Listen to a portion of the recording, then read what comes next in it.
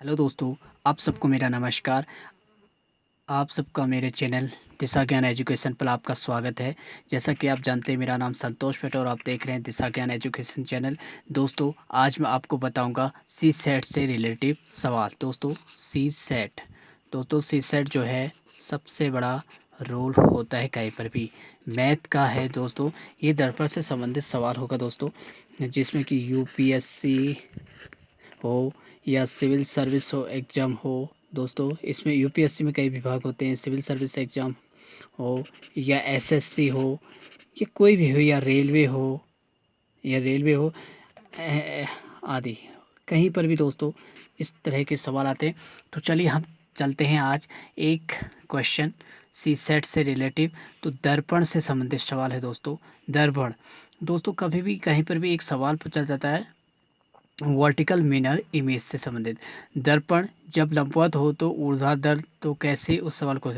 तो अगर आपसे कभी भी जब किसी घड़ी में 1:40 मतलब 1:40 बज रहा है, तो उसी समय इसके दर्पण प्रतिबिंब में कितना बज रहा होगा।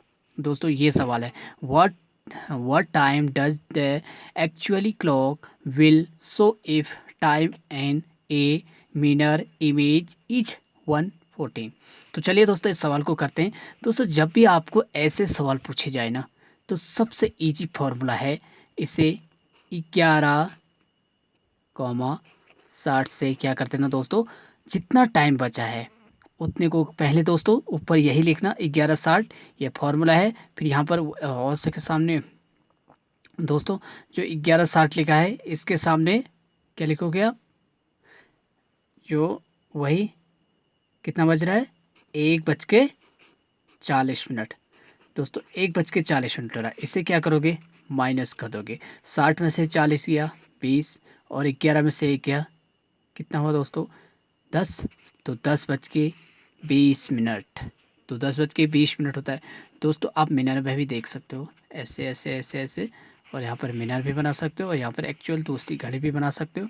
जब ये दो घड़ी उठती हैं ऐसे ऐसे ऐसे, तो मतलब 1:40 हो रहा है।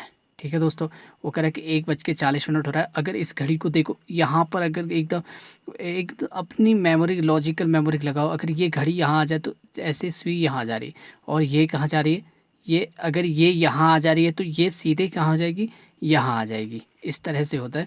तो इस तरह से ये सवाल करना पड़ता है। और इसी तरह से मैं दूसरा सवाल भी आपको बताता हूँ, बहुत ही ईजी इस तरीके से। दोस्तों, जब किसी घड़ी में 11:25 बज रहा है, तो उसी समय इसके दर्पण प्रतिबिंब में कितना बज रहा होगा। वही what time does the actual clock will show if time in a mirror image. दोस्तों, ये भी उसी तरह करना है, लेकिन ध्यान रहे ये उसी तरह तो करना है, लेकिन इसमें 12:25 लिखा है, और जहाँ पर भी 12 आ जाए, जहाँ पर भी 12 हो, केवल 12 हो, 12 केवल 12 हो, तो वहाँ पर दोस्तों आपको फॉर्मूला अपना लेना है 23:60 का। तो 23:60 का मतलब तो समझ रहे होगे ना, 11, इसका मतलब भी 11 है, लेकिन यहाँ पर 2 है ना, 12 होगी तो 12 23:60 का। ऐसा क्यों, चलो पहले हम कर लेते हैं सवाल। तो तो कितने बज के कितने मिनट हो रहे हैं, 12:25 हो रहे हैं ना।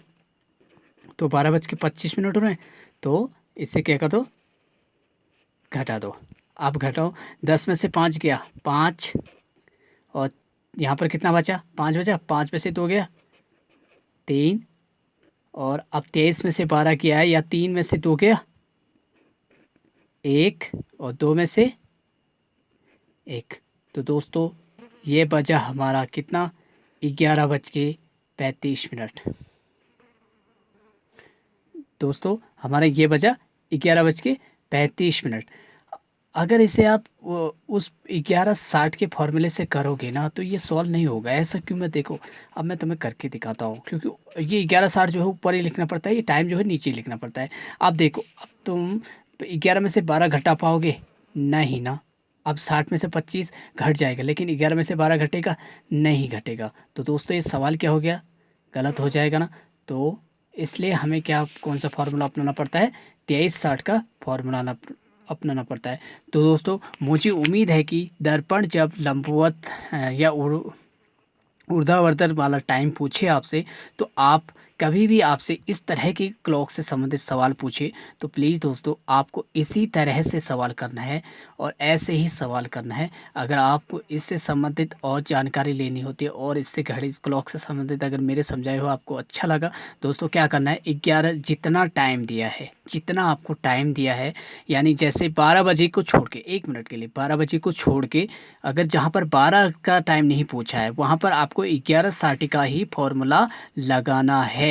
और वहाँ पर उतने में से जितना टाइम हुआ है उतने को क्या कर देना, माइनस कर देना है, प्लस नहीं माइनस करना है, बस हो गया, माइनस कर देना है। और जहाँ पर 12:25 पूछोगे, अगर ऐसे ही दूसरा टाइम पूछा जाए, अगर वो कहे कि 10:20 हुआ है तो उसका प्रतिबिंब, उसका जो दर्पण पर प्रतिबिंब में कितना बज रहा होगा, अगर वो फिर वही दोस्तों 11:60 से घटा दो, इसे भी कितने से घटाओ, 11:60 से घटा दो, 60 में से 20 गया 40 और 10 में से एक गया एक, 1:40, हमें टाइम मिल गया एक्चुअली।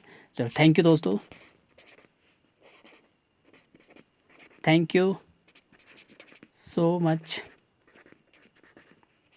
प्लीज़ दोस्तों अगर आप मेरे चैनल पर नए आए हो तो चैनल को सब्सक्राइब कीजिए, वीडियो को लाइक कीजिए और दोस्तों प्लीज़ वीडियो को शेयर कीजिए जितना चाहो। अगर आप इससे संबंधित सवाल और चाहते हैं तो मैं और भी लेके आऊँगा। Thank you so much. मुझे उम्मीद है कि आज की वीडियो आपको समझ में आई होगी। अगर नहीं आई तो आप प्लीज़ कमेंट कीजिए।